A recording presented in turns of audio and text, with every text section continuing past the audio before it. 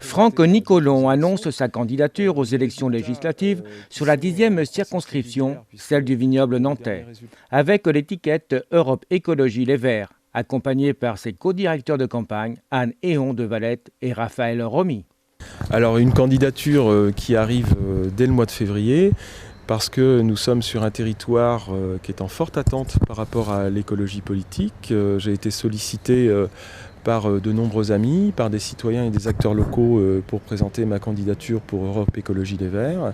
Et puis dans un contexte aussi de débat de la présidentielle, donc une candidature qui va être en articulation et en cohérence avec l'élection présidentielle. Alors justement, les principales raisons qui vous font vous présenter? Alors, cette candidature, c'est d'abord une candidature de rassemblement. Rassemblement de l'ensemble des écologistes, puisque j'ai été légitimé par les 3 comités locaux du vignoble nantais, de la 10e circonscription, mais aussi une candidature d'ouverture, d'échange avec la population et de proximité. C'est comme ça que nous la concevons aujourd'hui. Alors, appuyée par une équipe de campagne en cours de constitution qui sera représentative de l'ensemble du territoire de la circonscription. Quelques grands axes, quelques grands projets de votre campagne, des choses auxquelles vous tenez?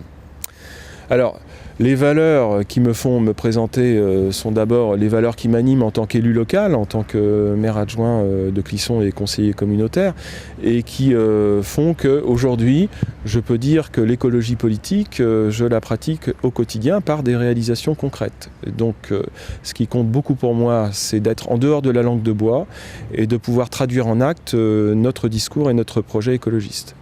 Ensuite, les valeurs qui m'animent sont des valeurs de non-violence, d'ouverture et puis de citoyenneté active. Dans un monde de plus en plus difficile, de plus en plus dur également sur le plan social et économique.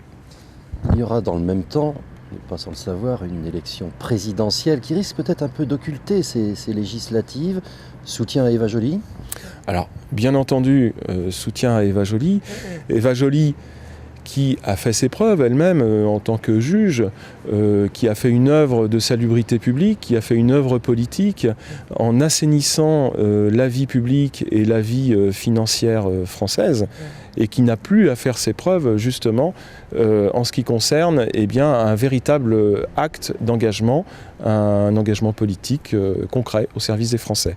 Donc c'est une candidature que je soutiens, bien entendu. C'est une candidature qui me semble tout à fait juste et utile pour le peuple français.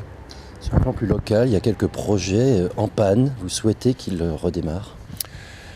Alors, bien entendu, cette campagne sera une campagne nationale parce qu'un député est le représentant du peuple et de la nation, mais nous sommes sur un secteur très particulier, le vignoble nantais, alors bien entendu avec des secteurs économiques majeurs comme l'agriculture et la viticulture, la question des transports, la question des ressources naturelles et des énergies renouvelables, eh bien sans doute rythmeront cette campagne. Donc vous avez dit que vous étiez proche de la population. Est-ce que vous l'avez écouté? Est-ce que vous avez entendu ce qu'elle a à dire? Alors comment entendre et écouter ce qu'a à dire la population? Je dirais que je me suis déjà présenté à d'autres élections. Les résultats qui sont en croissance régulière, puisque le dernier résultat aux élections cantonales indique que j'ai encore progressé de 5 points, montre que notre projet en tout cas est de plus en plus entendu et repéré par la population comme un projet crédible.